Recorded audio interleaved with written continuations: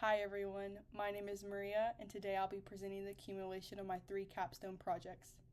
The goal is to weave together the historical evolution of school counseling, its current relevance in addressing academic pressure and student mental health, and how these issues manifest differently across countries like South Korea and India.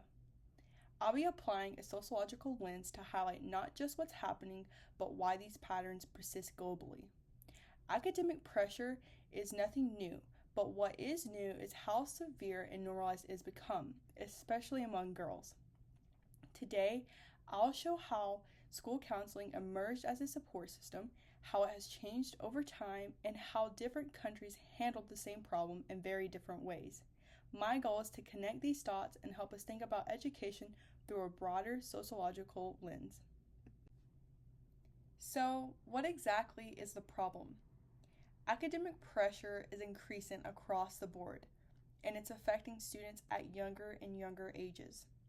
Students, especially girls, are feeling the weight of expectations from not only their teachers but their parents and the school systems.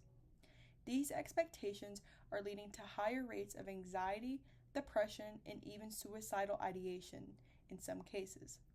From a sociological standpoint, education isn't just about learning.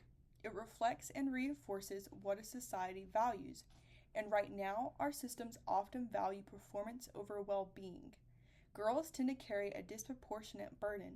They're expected to succeed academically, stay emotionally composed, and meet very high social standards all at once, compared to a guy. This issue becomes even clearer when we look at it through sociological lenses.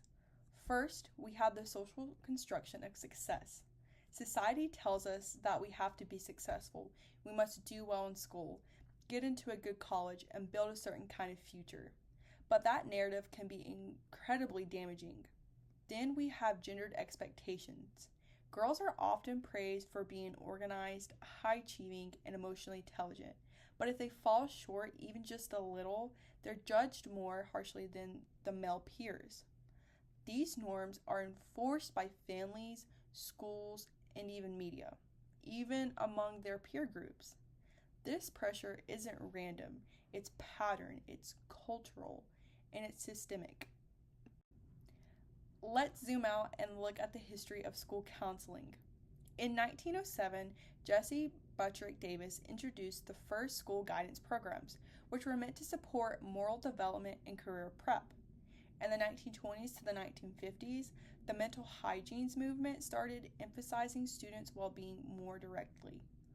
Then, in the 1960s and 70s, the civil rights movement pushed for equitable access to education, and with that, access to counseling services. And most recently, during the COVID-19 pandemic, school counselors became frontline supporters of students' mental health. Their role has grown, but not evenly across regions or demographics. Counselors today are doing much more than helping with college applications. In the early 20th century, they were moral guides. By the mid-century, they became more like a psychologist in schools, focusing on emotions and behavior. In the late 20th century, they responded to things like school violence, drug use, and rising stress.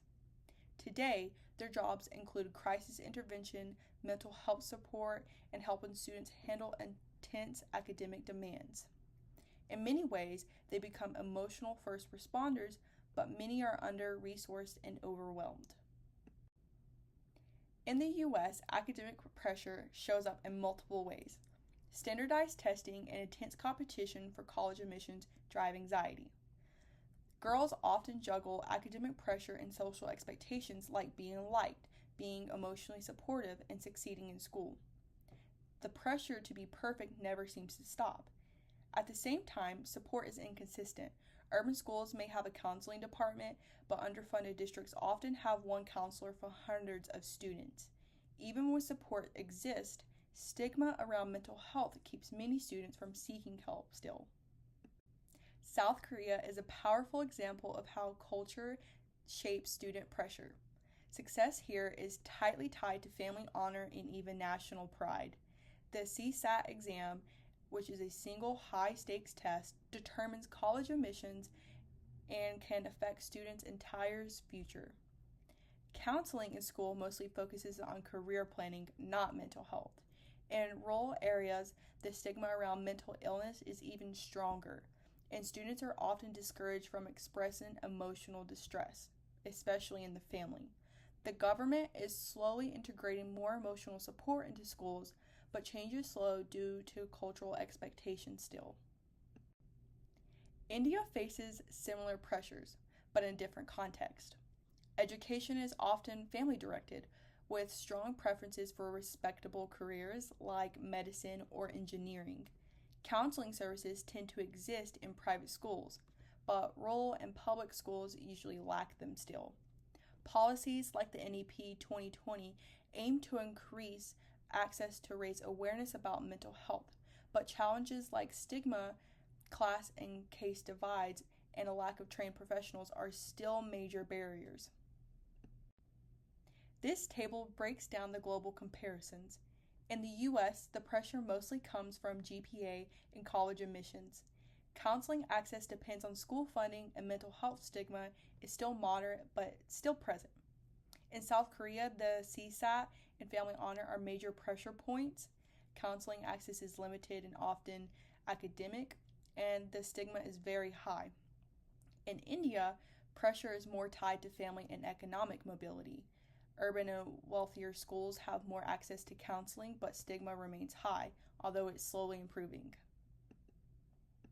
Now we can look at some theories that are US focused.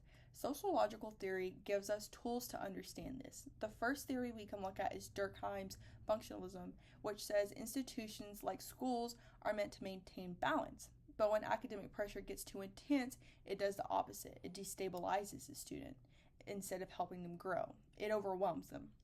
And the second theory we can look at is the feminist theory.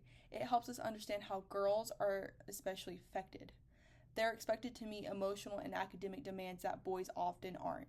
This creates added pressure and less tolerance for their failure. Now we can look at some theories that are globally focused. The first theory that we can look at is the conflict theory. It shows us how unequal access to counseling reflects broader inequalities like economic, regional, and gender-based. Students in wealthier urban areas get more support. Others don't. That's not by accident, though. It's systemic. The second theory we can look at is a symbolic interactionism. It explains how stigma develops. Through repeated social interactions, people internalize the idea that seeking mental health help is a weakness. These ideas get passed down through family, media, and culture. The result, silence and suffering. So, to wrap things up, academic pressure is a global issue with sociological roots. School counseling is a vital support system, but it's not accessible to all students equally. Cultural and historical context shape how we define success and how we view stress, and how or whether we support young people. And ultimately, it's not just about teaching students to cope, it's about changing the systems they're in. That's why we need to take action. First, we need to redefine what success in education means. It needs to include your mental well-being more than just what you're going to do when you go to college, what career you're going to pursue, what grades you get on an exam. Grades should not be the only metric. Second, fund mental health services in all schools, not just the well-funded ones. Third, we need to normalize asking for help. It's not a weakness. Whether we are in the US, India, or South Korea, we need to fight stigma and shift the narrative. And most importantly, this can't just fall on counselors or students. It requires a coordinated effort from educators, families, and policymakers. These are the sources I used, including comparative studies on school counseling in different countries, theoretical frameworks, and recent research on mental health and academic stress. These are the key texts I used to support my analysis, including studies from journals, policy reviews, and cultural comparison. You can scan this QR code and it will take you to an annotated bibliography of all three of my capstones. Thank you so much for listening to my presentation. I hope it gave you a better understanding of how academic pressure is not just an individual issue, but a global sociological one.